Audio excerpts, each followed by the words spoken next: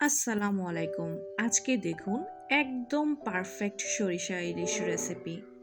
এভাবে বানালে ভাত শেষ হয়ে যাবে, মাছ শেষ হবে না।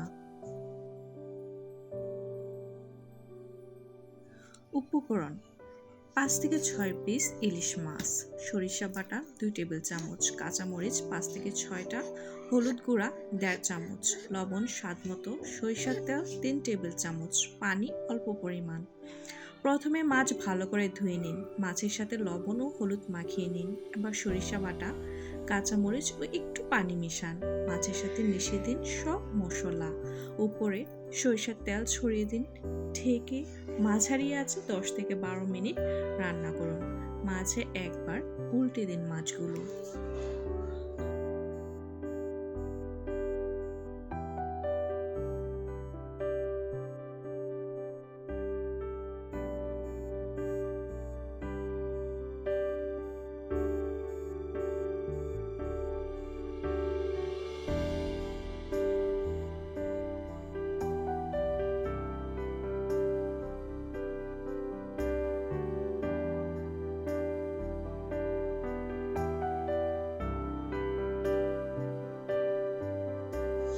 গরম ভাতের সাথে পরিবেশন করুন, এই স্বাদ ভুলতে পারবেন না।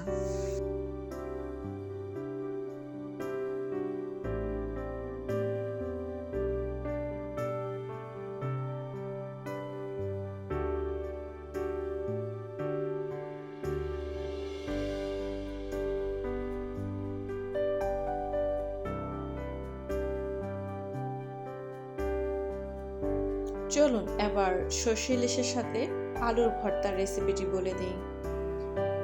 আলুর ভর্তার রেসিপির জন্য প্রথমে আমাদের যা করতে হবে তা হলো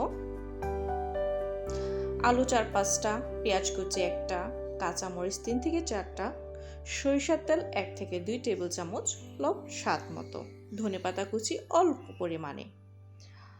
তারপর আমরা যেটা করব,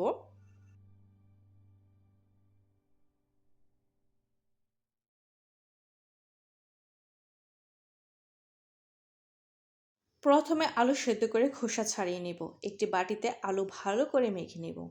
এর সাথে পেঁয়াজ কুচি, কাঁচামরিচ দিব, লবণ ও সরিষার তেল দিয়ে ভালো করে মিশিয়ে নেব। ধনেপাতা ছড়িয়ে দিব। সব কিছু মেখে নরম ভর্তা তৈরি হয়ে গেল। এখন গরম ভাতের সাথে পরিবেশন করলে খুবই মজাদার একটি রেসিপি রেডি হয়ে গেল। ভিডিও ভালো লাগলে লাইক, কমেন্ট এবং সাবস্ক্রাইব করবেন।